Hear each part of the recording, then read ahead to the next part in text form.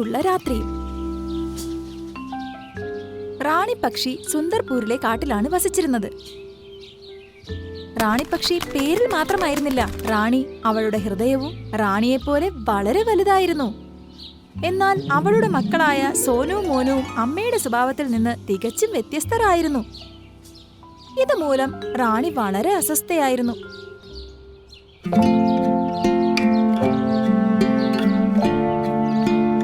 സോനു, മോനു, എന്റെ കുട്ടികളെ, എവിടെയാണ് നിങ്ങൾ? പെട്ടെന്ന് കുറച്ച് വെള്ളം എടുത്തുകൊണ്ടുവരൂ. എന്റെ തല വല്ലാതെ കറങ്ങുന്നു. പുറത്ത് തീമഴ പെയ്യുന്നത് പോലെ തോന്നുന്നു. നിങ്ങൾ രണ്ടുപേർക്കും വേണ്ടി ഭക്ഷണവുമായി എങ്ങനെ വീട്ടിലെത്തിയെന്ന് എനിക്ക് മാത്രം അറിയാം. നിങ്ങൾ എന്തിനാണ് ഇങ്ങനെ ബഹളം വെക്കുന്നത്? ഈ ചൂട് നിങ്ങൾക്ക് വേണ്ടി മാത്രമാണോ? എല്ലാ പക്ഷികളും ദിവസവും ജോലിക്ക് പോകാറുണ്ട്. നിങ്ങളെപ്പോലെ എന്തൊരു ചൂട് എന്ന് ആരും പിടിച്ചു പറയില്ല. നിങ്ങൾ പറയുന്നത് വളരെ ശരിയാണ്. അമ്മയ്ക്ക് ബഹളം വെക്കുന്നത് ഒരു ശീലമായി മാറിയിരിക്കുന്നു. കുട്ടികളെ, വേനൽക്കാലം അതിന്റെ ഉച്ചസ്ഥായിലാണ്. മഴ ഉടൻ ആരംഭിക്കുമെന്ന് എനിക്ക് തോന്നുന്നു. കഴിഞ്ഞ കുറച്ച് വർഷങ്ങളായി ഞങ്ങളുടെ കൂട് നന്നാക്കിയിട്ടില്ല. ഇനിയും നമ്മൾ ഉണർന്നില്ലെങ്കിൽ നിങ്ങൾ നോക്കിക്കോ, ഈ മഴയിൽ നമ്മുടെ കൂട് വളരെ മോശം അവസ്ഥയിലാകും. അമ്മേ, നിങ്ങൾ ബഹളം വെക്കുന്നത് ശീലമായി മാറിയിരിക്കുന്നു. കഴിഞ്ഞ വർഷവും നിങ്ങൾ ഇതുപോലെ ബഹളമുണ്ടാക്കിയിരുന്നു. എന്തെങ്കിലും സംഭവിച്ചോ? അമ്മ നോക്കിക്കൂ, നമ്മുടെ കൂടിന് ഇനിയും 5-6 വർഷം ഒന്നും സംഭവിക്കില്ല. അമ്മ വെറുതെ എല്ലാ കാര്യത്തിലും പേടിച്ചുകൊണ്ടിരിക്കും. മോനെ, ഇത്ര മടിയനായിരിക്കുന്നത് നല്ല കാര്യമല്ല. പ്രായത്തിലും അനുഭവത്തിലും ഞാൻ നിന്നേക്കാൾ മുതിർന്നതാണ്. ഈ വർഷത്തെ മഴയെ നമ്മുടെ കൂടിന് താങ്ങാൻ കഴിയില്ല. മടിവിട്ട് കൂട്ടിൽ നിന്ന് പുറത്തു പോകൂ. നാളെ മുതൽ നിങ്ങൾ രണ്ടുപേരും എന്നോടൊപ്പം ജോലിക്ക് വരൂ. നമ്മൾ 3 പേർക്കും വൈക്കോലിന് മേൽ വൈക്കോൽ വെച്ച് പുതിയൊരു കൂടുണ്ടാക്കാം. വരാനിരിക്കുന്ന മഴക്കാലത്തേക്ക് വേണ്ട ധാരാളം ഭക്ഷണ സാധനങ്ങൾ നമ്മുടെ പുതിയ കൂട്ടിൽ സംഭരിക്കാം.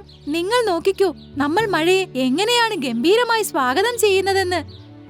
അമ്മേ, പുറത്ത് ഭയങ്കര ചൂടാണ്. നമ്മൾ എങ്ങനെ പുറത്തിറങ്ങും? ഈ ചൂടിൽ ഞങ്ങൾക്ക് പുറത്തുപോയി ജോലി ചെയ്യാൻ കഴിയില്ല.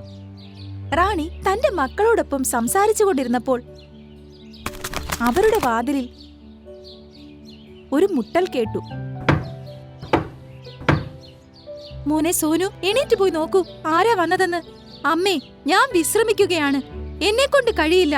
എന്തായാലും നിങ്ങളുടെ പ്രസംഗം കേട്ടതിനു ശേഷം എന്റെ മൂഡ് മോശമായി.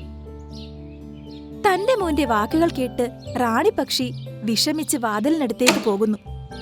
നോക്കിയപ്പോൾ മുന്നിൽ മിട്ടു അമ്മായി നിൽപ്പുണ്ട്. അല്ല മിട്ടു അമ്മായി, എന്തു പറ്റി? നിങ്ങൾക്ക് സുഖമില്ലേ? മോളെ, കഴിഞ്ഞ 2 ദിവസമായി എനിക്ക് എന്തോ വയ്യായിക തോന്നുന്നു. ധാന്യങ്ങൾ എടുക്കാൻ പോലും പുറത്തു പോകാൻ കഴിയുന്നില്ല. ഇപ്പോൾ എനിക്ക് വിശപ്പ് സഹിക്കാൻ കഴിയുന്നില്ല. റാണിയുടെ അടുത്ത് എന്തെങ്കിലും കഴിക്കാനുണ്ടോ എന്ന് നോക്കാമെന്ന് ഞാൻ കരുതി. അമ്മായി, ഇരിക്കൂ.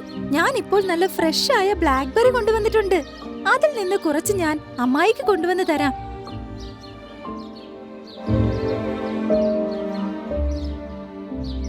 അമ്മേ, ഞങ്ങൾക്ക് പുറത്തുനിന്ന് ഭക്ഷണം കൊണ്ടുവരേണ്ടി വരുമ്പോൾ നിങ്ങൾ എല്ലാ ദിവസവും എന്തെങ്കിലും പറയും. ഈ ആന്റി എല്ലാ 3 ദിവസം കൂടുമ്പോഴും സൗജന്യ ഭക്ഷണം വന്ന് കൊണ്ടുപോകും. അവർക്ക് ഭക്ഷണം കൊടുക്കാൻ നിങ്ങൾക്ക് ഒരു പ്രശ്നവും ഇല്ലേ? നീ ഇത് എന്താണ് പറയുന്നത്? ഈ രീതിയിൽ സംസാരിക്കാൻ പാടില്ല. അമ്മായി, തെറ്റായിട്ടൊന്നും വിചാരിക്കരുത്. കുട്ടികളല്ലേ. ഈ ബ്ലാക്ക്ബെറി കൊണ്ടുപോകൂ. നിങ്ങൾക്ക് 2 നേരത്തേക്കുള്ള ഭക്ഷണത്തിനുള്ളതാകും. അടുത്ത ദിവസം രാവിലെ, മക്കളെ സോനു, മോനു, ഇന്ന് ചൂട് കാറ്റാണ് വീശുന്നത്. ഇന്ന് വെയിലത്തിറങ്ങാൻ എനിക്ക് ഒട്ടും ധൈര്യമില്ല. മക്കളെ, നിങ്ങൾ 2 പേരും വലുതായി. പോയി ഇന്നത്തെ ഭക്ഷണത്തിനുള്ള ഏർപ്പാട് നിങ്ങൾ 2 പേരും ചെയ്യൂ. അമ്മേ, ആഹാരം കൊണ്ടുവരാൻ വേണ്ടി ഞങ്ങൾ ഒരിടത്തും പോകുന്നില്ല. ബ്ലാക്ക്ബെറിയും മൾബറി പഴങ്ങളും കഴിച്ച് ഞങ്ങൾ മടുത്തു. ഇന്ന് ഞങ്ങൾക്ക് മാമ്പഴം കഴിക്കാൻ തോന്നുന്നു. ഞങ്ങൾക്ക് വേണ്ടി മാമ്പഴം തന്നെ കൊണ്ടുതരണം. കുട്ടികളുടെ വാക്കുകൾ കേട്ട് വിഷമിച്ച് റാണിപ്പക്ഷി പുറത്തേക്ക് പോകുന്നു. റാണി മാവിന്റെ അടുത്തെത്തി. അയ്യോ, ഇത്രയും ചൂടോ? ശരീരത്തിന്റെ എല്ലാ ശക്തിയും തീർന്നതുപോലെ തോന്നുന്നു. എനിക്ക് എന്റെ ചുണ്ടിൽ 1-ൽ കൂടുതൽ മാമ്പഴം എടുക്കാൻ കഴിയുന്നില്ല. ഈ വലിയ മാമ്പഴങ്ങൾക്ക് വേണ്ടി എനിക്ക് 2-3 തവണ വരേണ്ടി വരുമെന്ന് തോന്നുന്നു. മക്കളുടെ നിഷ്ഫലമായ സ്വഭാവം കാരണം റാണിപ്പക്ഷിക്ക് പൊള്ളുന്ന വെയിലിൽ മാവിന് ചുറ്റും പലതവണ ചുറ്റിക്കറങ്ങേണ്ടി വന്നു. ദീർഘനേരം വെയിലത്ത് നിന്നത് മൂലം റാണിപ്പക്ഷിക്ക് അസുഖം വന്നു. അടുത്ത ദിവസം. അമ്മേ, വിശക്കുന്നു. ഇന്ന് അമ്മ ആഹാരം കൊണ്ടുവരാൻ പോയില്ലല്ലോ. പെട്ടെന്ന് പോയി ആഹാരം കൊണ്ടുവരൂ. വിശന്ന് നിന്റെ ജീവൻ പോകുന്നു. മോനെ, ഞാൻ ഇന്നലെ മധുരമൂറുന്ന തേനൂറുന്ന മാമ്പഴങ്ങൾ കൊണ്ടുവന്നതല്ലേ? നിങ്ങളത് മുഴുവൻ തീർത്തോ? അത് ഞങ്ങൾ രാത്രി തന്നെ തീർത്തു. അത് വിടൂ. ആ മരത്തിൽ ഇനിയും ഒരുപാട് മാമ്പഴങ്ങൾ നിൽപ്പുണ്ടായിരിക്കും. പെട്ടെന്ന് തന്നെ ഞങ്ങൾക്ക് വേണ്ടി കൂടുതൽ മാമ്പഴങ്ങൾ കൊണ്ടുവരൂ. രണ്ടു മക്കളും പറയുന്നത് കേട്ട് റാണിപ്പക്ഷി മാങ്ങ കൊണ്ടുവരാൻ വേണ്ടി വീട്ടിൽ നിന്നിറങ്ങി. കുറച്ചു ദൂരം പറന്നപ്പോഴേക്കും അവൾ തല കറങ്ങി മരത്തിന്റെ ചൂട്ടിലേക്ക് വീണു. എനിക്ക് ചിറകുകൾ ഉയർത്താൻ പോലും കഴിയുന്നില്ല. എന്നെക്കൊണ്ട് കഴിയില്ല. റാണിപ്പക്ഷി തന്റെ കൂട്ടിൽ പോയി കിടന്നു. അടുത്ത 2-3 ദിവസങ്ങൾ റാണിപ്പക്ഷിക്ക് വളരെ ബുദ്ധിമുട്ടായിരുന്നു. ഓരോ ദിവസം കഴിയുന്തോറും റാണിയുടെ അവസ്ഥ വഷളായിക്കൊണ്ടിരുന്നു. വീട്ടിൽ അവശേഷിച്ച ബാക്കിയുള്ള ധാന്യം അത് സോനുവും മോനുവും കഴിച്ചു തീർത്തു. ഇപ്പോൾ അവർ വിശന്ന് മരിക്കുന്നതിന്റെ വക്കിലായിരുന്നു. ആ രാത്രിയിൽ തന്നെ ഇരുണ്ട മേഘങ്ങൾ ആകാശത്തെ വലയം ചെയ്തു. നിമിഷങ്ങൾക്കുള്ളിൽ കനത്ത മഴ ആരംഭിച്ചു. ദൈവമേ, കരുണയുണ്ടാകണമേ. ഈ മഴ നിൽക്കുന്ന ലക്ഷണമൊന്നുമില്ല. മഴക്കാലം അടുത്തെത്തിയെന്ന് എനിക്ക് തോന്നിയിരുന്നു. പുറത്തെ കാലാവസ്ഥ നോക്കുമ്പോൾ അടുത്ത 4-5 ദിവസത്തേക്ക് മഴ നിലയ്ക്കില്ലെന്ന് തോന്നുന്നു. ഇനി നമുക്ക് എന്ത് സംഭവിക്കും? വീട്ടിൽ കഴിക്കുന്നതിന് വേണ്ടി ഒരു ധാന്യമണി പോലുമില്ല. മഴക്കാലം വരുമെന്ന് അമ്മയ്ക്ക് അറിയാമായിരുന്നെങ്കിൽ കുറച്ച് ദിവസത്തേക്ക് കൂടി ആഹാരം ശേഖരിച്ചു വെക്കാൻ കഴിയില്ലായിരുന്നോ? 2 ദിവസമായി വിശന്നിരിക്കുകയാണ്. അമ്മ കാരണം ഞങ്ങളും വിശന്ന് ചാകാറായി. മകന്റെ വായിൽ നിന്ന് ഇത്തരത്തിലുള്ള വാക്കുകൾ കേട്ടപ്പോൾ റാണിക്ക് ദേഷ്യം വന്നു. നാണമില്ലായ്മയ്ക്ക് ഒരു പരിധിയുണ്ട്. നിങ്ങൾ ഇത്ര ഉപയോഗശൂന്യരല്ലായിരുന്നുവെങ്കിൽ ഈ ദിവസം കാണേണ്ടി വരില്ലായിരുന്നു. നിന്നെ പോലുള്ള 2 ആൺമക്കൾ വീട്ടിലുണ്ടായിരുന്നിട്ടും തകർന്ന കൂട്ടിൽ ഒരു അമ്മ വിശന്ന് വലഞ്ഞിരിക്കുന്നു. ഇതിനേക്കാൾ അപമാനകരമായ കാര്യം മറ്റെന്തുണ്ട്? എന്റെ പ്രായം ഇപ്പോൾ കടന്നുപോയിക്കൊണ്ടിരിക്കുന്നു. നിങ്ങൾക്ക് നാണമില്ലേ? ഭക്ഷണമായാലും വെള്ളമായാലും എല്ലാത്തിനും നിങ്ങൾ അമ്മയോട് ആജ്ഞാപിക്കുന്നു. ഞാൻ 4 ദിവസത്തേക്ക് പുറത്തു നിന്ന് ഭക്ഷണവും വെള്ളവും കൊണ്ടുവന്നില്ലെങ്കിൽ മടി കാരണം നിങ്ങൾ ഇവിടെ കൂട്ടിൽ കിടന്ന് മരിക്കും. എങ്ങനെയെങ്കിലും ഈ കൂടിന്റെ മേൽക്കൂര കേടുകൂടാതിരിക്കുന്നതിൽ നന്ദിയുള്ളവരായിരിക്കുക. അല്ലാത്ത പക്ഷം ഇന്നത്തെ കൊടുങ്കാറ്റിൽ മേൽക്കൂര തകർന്നാൽ നമ്മൾ റോഡിലാകും. അപ്പോൾ നമ്മുടെ മരണം ഉറപ്പാണ്. മനസ്സിലാക്കൂ. എങ്ങനെയെങ്കിലും ഈ മഴക്കാലം കടന്നു പോകണമെന്നും പിന്നെ അത് കഴിഞ്ഞ് അവൾ തനിക്ക് താമസിക്കാൻ ഒരു സ്ഥലം ഒരുക്കാമെന്നും റാണിപ്പക്ഷി ദൈവത്തോട് നിരന്തരം പ്രാർത്ഥിച്ചുകൊണ്ടിരുന്നു. എന്നാൽ ഒരുപക്ഷെ അവളുടെ സമയം മോശമായതായിരിക്കാം. രാവിലെ ആയതോടുകൂടി മഴ വളരെ ശക്തമായി. മഴയോടൊപ്പം ശക്തമായ കാറ്റും വീശുന്നുണ്ടായിരുന്നു. ഇതിനിടയിൽ റാണിയുടെ കൂടിന്റെ മേൽക്കൂര പറന്നുപോയി. അമ്മ, ഇതെന്താണ് പറ്റിയത്? നമ്മുടെ കൂടിന്റെ മേൽക്കൂര കൊടുങ്കാറ്റിൽ പറന്നുപോയി. മഴവെള്ളം അകത്ത് മുഴുവൻ നിറയുകയാണ്. ഇനി നമുക്ക് ഒന്നും ചെയ്യാൻ കഴിയില്ല. ചെയ്തതിനുള്ള വില കൊടുക്കേണ്ട സമയമായി.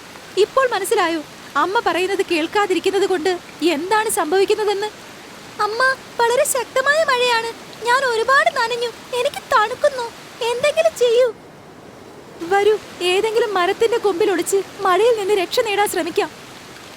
റാണിയും അവളുടെ 2 മക്കളും തന്റെ കൂട്ടിൽ നിന്നിറങ്ങി മരത്തിന്റെ ഒരു ഇടതൂർന്ന ശാഖയുടെ ഇടയിൽ ഒളിച്ചിരുന്ന് സ്വയം രക്ഷിക്കാൻ ശ്രമിച്ചു. അപ്പോൾ മിട്ടു അമ്മായി തന്റെ വീടിന്റെ ജനലിൽ കൂടി റാണിയും സോനുവും മോനുവും മഴയിൽ ബുദ്ധിമുട്ടുന്നത് കണ്ടു. ഏയ് റാണി, കൊടുങ്കാറ്റ് വന്നിരിക്കുന്നു. മഴയത്ത് നീ മരത്തിൽ എന്ത് ചെയ്യുകയാണ്? പോയി തന്റെ കൂട്ടിൽ പോയിരിക്കെ. എന്നിട്ട് വാതിലും ജനലും ഒക്കെ നന്നായി അടച്ചിടണം. അമ്മായി, എന്റെ വീട് ഈ മഴയത്ത് നശിച്ചു പോയി. എന്റെ മക്കളും ഞാനും വീടില്ലാത്തവരായി. മനസ്സിലാവുന്നില്ല ഈ കൊടുങ്കാറ്റിൽ എവിടെ പോകണമെന്ന്, എന്ത് ചെയ്യുമെന്ന്. ഇത്രയും വലിയ കാര്യം സംഭവിച്ചിട്ടും നീ എന്നോട് എന്താണ് പറയാത്തത്? പെട്ടെന്ന് തന്നെ എന്റെ കൂട്ടിലേക്ക് വരൂ. സംസാരിച്ച് സമയം കളയണ്ട. മിട്ടു അമ്മായി പറഞ്ഞത് കേട്ട് റാണിയും സോനുവും മോനുവും പെട്ടെന്ന് തന്നെ അവരുടെ കൂട്ടിലേക്ക് എത്തി. കുട്ടികളെ, നിങ്ങൾ തണുപ്പിൽ വിറയ്ക്കുന്നുണ്ടല്ലോ. എന്റെ കയ്യിൽ കുറച്ച് ധാന്യമുണ്ട്. ഞാൻ നിങ്ങൾക്ക് സൂപ്പ് ഉണ്ടാക്കി കൊണ്ടുവരാം. കുറച്ച് ചൂട് കിട്ടിയാൽ നിങ്ങൾക്ക് സുഖം തോന്നും. അല്പസമയത്തിനുള്ളിൽ മിട്ടു അമ്മായി എല്ലാവർക്കും വേണ്ടി ചൂടുള്ള സൂപ്പ് ഉണ്ടാക്കിക്കൊണ്ടുവന്നു. സോനുവും മോനും അത് ഒറ്റയടിക്ക് തീർത്തു. റാണി, നീ സൂപ്പ് കുടിച്ചില്ലേ? പെട്ടെന്ന് തന്നെ സൂപ്പ് കഴിച്ചു തീർക്കൂ. നിനക്ക് വയ്യാത്തതല്ലേ? പോയി കുറച്ച് വിശ്രമിക്കൂ. മിട്ടു അമ്മായി, നിങ്ങളുടെ ഈ ഉപകാരത്തിന് ഞാൻ എന്ത് പകരം നൽകും? ഇന്ന് നിങ്ങൾ ഞങ്ങളെ സഹായിച്ചിരുന്നില്ലെങ്കിൽ ചിലപ്പോൾ ഈ മഴയിൽ ഞങ്ങൾക്ക് ജീവൻ നഷ്ടപ്പെടുമായിരുന്നു. അങ്ങനെയുള്ള കാര്യങ്ങളൊന്നും ചിന്തിക്കേണ്ട മോളെ. നീ ഈ വൃദ്ധയായ എന്നെ എന്തുമാത്രം സഹായിച്ചിട്ടുണ്ട്. നിനക്ക് ഇത്രയും വർഷമായി എന്നെ അമ്മായിയായി കണ്ട് സേവിക്കാമെങ്കിൽ നിങ്ങളുടെ അമ്മായി എന്ന നിലയിൽ എനിക്ക് എന്റെ കടമ നിറവേറ്റാൻ കഴിയില്ലേ? ഒട്ടും വിഷമിക്കേണ്ട കാര്യമില്ല. നീ നിന്റെ മക്കളോടൊപ്പം എന്റെ വീട്ടിൽ സുഖമായി താമസിക്കും. മഴ തീർന്നു കഴിഞ്ഞാൽ ഞങ്ങൾ എല്ലാവരും കൂടെ ചേർന്ന് നിനക്ക് വേണ്ടി പുതിയ വീട് റെഡിയാക്കാം. ഞങ്ങളോട് ക്ഷമിക്കൂ അമ്മായി. ഞങ്ങൾ എപ്പോഴും നിങ്ങളെ കളിയാക്കിയിട്ടേ ഉള്ളൂ. എന്നാൽ നിങ്ങൾ ഞങ്ങളെ സഹായിച്ച് ഇത് തെളിയിച്ചു. സത്യം ഒരിക്കലും പാഴായി പോകില്ല എന്ന്. അമ്മ ഞങ്ങളോട് ക്ഷമിക്കണം. ഇനി ഒരിക്കലും നമ്മൾ മടി പിടിക്കില്ല. ഞങ്ങളുടെ ഉത്തരവാദിത്തങ്ങൾ മനസ്സിലാക്കും. വീട്ടിലെ എല്ലാ ജോലികളിലും സഹായിക്കും. 2 ദിവസം കഴിഞ്ഞപ്പോൾ മഴ നിന്നു. ആകാശത്ത് സൂര്യൻ തിളങ്ങാൻ തുടങ്ങി. റാണി പക്ഷിയുടെ ആരോഗ്യവും നല്ലവണ്ണം മെച്ചപ്പെട്ടിരുന്നു. കുട്ടികളെ, നിങ്ങൾ അമ്മായിയോടൊപ്പം കൂട്ടിൽ തന്നെ ഇരിക്കൂ. ഞാൻ ആഹാരത്തിനുള്ള ഏർപ്പാടുകൾ ചെയ്യാം. വേണ്ട അമ്മേ, അമ്മ അമ്മായിയോടൊപ്പം കൂട്ടിലിരിക്കൂ. ഞങ്ങൾ പോയി ആഹാരത്തിനും വെള്ളത്തിനുമുള്ള ഏർപ്പാടുകൾ ചെയ്തു വരാം. പിന്നെ സോനുവും മോനുവും ഒരുമിച്ച് നല്ല കുട്ടികളെ പോലെ അമ്മയ്ക്ക് തണലായി മാറുന്നു. ഇത്തരത്തിൽ റാണി പക്ഷിയുടെ ദുഃഖകരമായ ദിവസങ്ങൾ ഇല്ലാതായി.